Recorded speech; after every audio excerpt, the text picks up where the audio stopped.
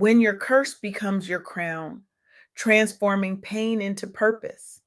Have you ever looked in the mirror and not recognized the person staring back at you? Not because you've changed your hairstyle or gained a few pounds, but because something fundamental about your identity has been stripped away. I recently had the profound privilege of interviewing Raeshetta Thompson, a visionary whose journey with alopecia has transformed countless lives. She's not just a woman who lost her hair, she's a force of nature who turned personal devastation into a movement of healing.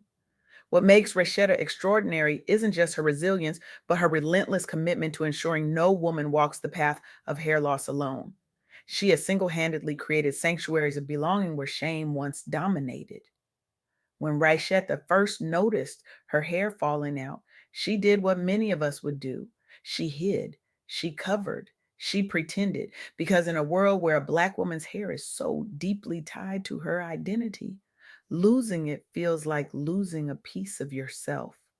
The mirror became my enemy, Raeshetta shared during our conversation, her voice carrying the weight of those dark mornings. Each morning, I'd wake up to more hair on my pillow than on my head. I'd stare at those strands, evidence of what felt like my femininity, my beauty, my identity slipping away, and wonder if this was some kind of divine punishment. But here's where her story takes a turn that stopped me in my tracks. Instead of allowing alopecia to diminish her, Raeshetta eventually embraced it as her calling.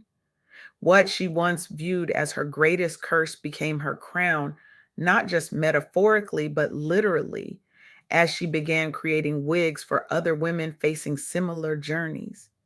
This transformation didn't happen overnight. It came through tears, through prayer, through a 40-day fast that Raeshetta describes as her spiritual turning point. During that fast, she told me, her eyes shining with conviction, I realized God wasn't punishing me with alopecia. He was preparing me to help others. What looked like my breakdown was actually my breakthrough. And that's the first powerful truth Rashetta wants us to remember. Our struggles and challenges, even those that seem like setbacks, can become our greatest gifts. Think about that for a moment. The very thing that brings you to your knees today might be the foundation of your purpose tomorrow. The wound that feels like it might break you could become the wisdom that helps you heal others. We see this truth echoed in movements like the Crown Act, creating a respectful and open world for natural hair. Before 2019, Black women could legally be discriminated against in workplaces and schools simply for wearing their natural hair or protective styles. Many women with alopecia face double discrimination, both for being Black and for wearing wigs or alternative hairstyles. But then something remarkable happened. Women began sharing their stories.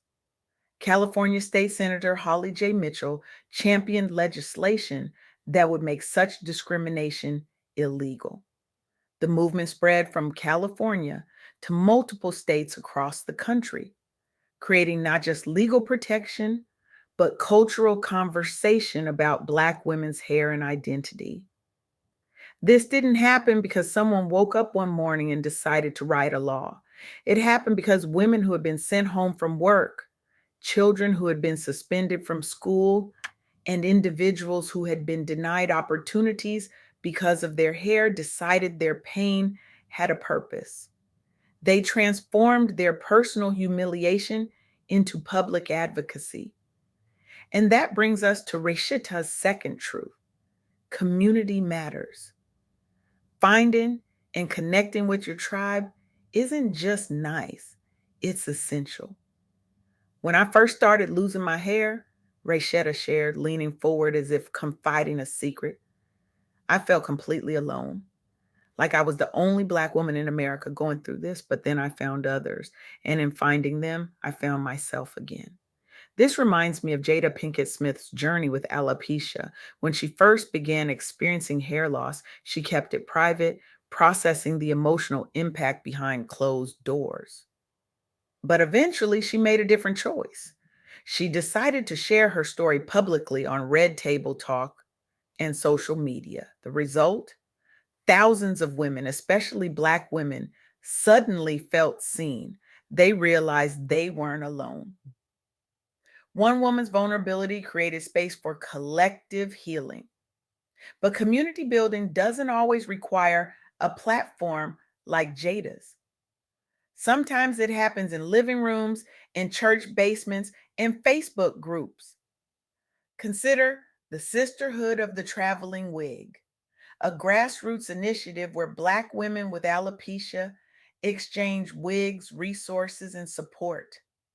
What began as a small group of women supporting each other beyond social media quickly grew into a national movement. Today, they've facilitated hundreds of wig exchanges, garnered media coverage, and partnered with stylists and wig makers to provide education and resources. One woman who received a wig through the program said, "For the first time since my diagnosis, I felt beautiful again, not because of the wig itself, but because someone who understood my journey had reached out their hand to pull me forward." That's the power of community. That's the magic that happens when we stop hiding our struggles and start sharing them. But there's a third truth that Rashetta emphasized in our conversation, one that might be uncomfortable for some, but was central to her transformation. Faith can transform pain into purpose. After her 40-day fast, Rashetta saw her alopecia through new eyes. What I once saw as a curse was really a calling, she told me, her voice steady with conviction. Trusting in that higher purpose helped me move from shame to empowerment. Now, I recognize that not everyone connects with faith in the same way, but there's something universal in this idea that our suffering can have meaning beyond itself, that our pain isn't random or purposeless, but rather can be channeled into something that helps others. Viktor Frankl, the psychiatrist who survived the Holocaust, wrote about this in his book, Man's Search for Meaning. He observed that those who survived the concentration camps weren't necessarily the physically strongest, but often those who found meaning in their suffering, who believed their pain had purpose. For Raeshetta, that purpose became clear: to create wigs for women with alopecia and to build a community where they could find support, understanding, and empowerment.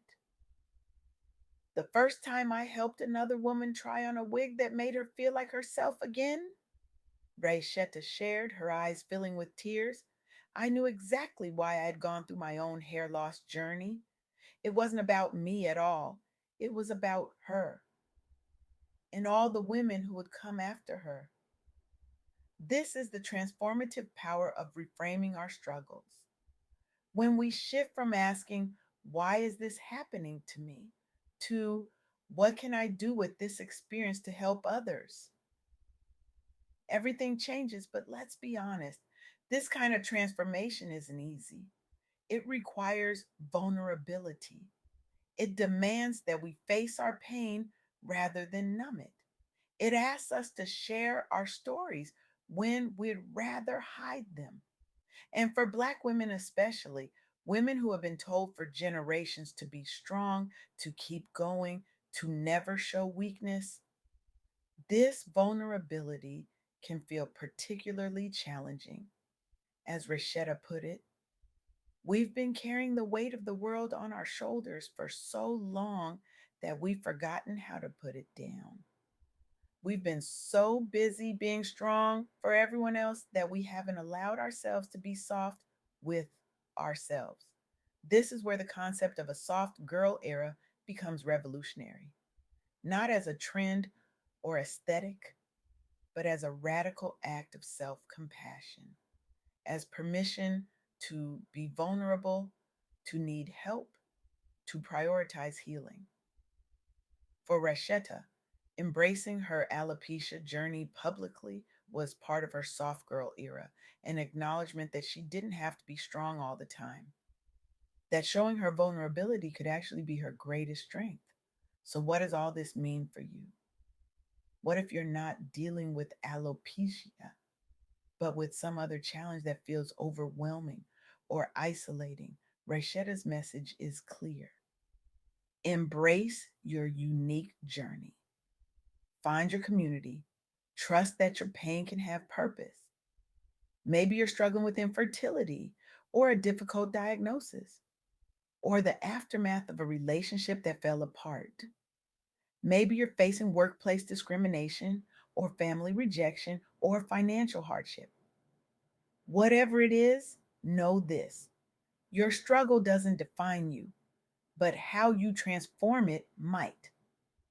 I want to challenge you today not to simply hear this message, but to live it, to take that thing you've been hiding, that pain, that shame, that struggle, and ask yourself, what if this isn't my curse, but my crown? What if this isn't my burden, but my purpose?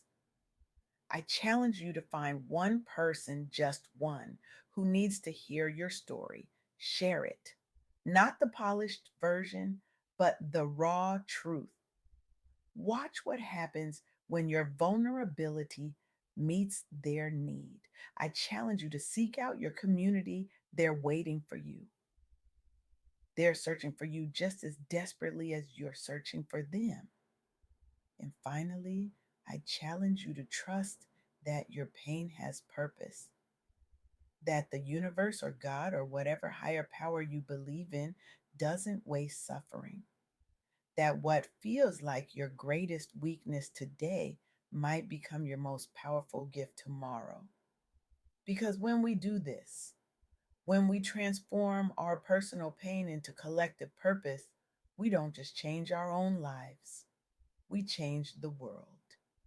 Raeshetta Thompson did it by creating wigs and community for women with alopecia. Jada Pinkett Smith did it by sharing her hair loss journey publicly. The Women Behind the Crown Act did it by channeling their experiences of discrimination into legislation that protects others. And you can do it too, starting today, starting now. Your curse can become your crown. Your pain can find purpose. Your isolation can transform into community. All it takes is the courage to say, this is my story. This is my struggle. And this is how I'm going to use it to light the way for others. The world is waiting for your transformation. The question is, are you ready to begin?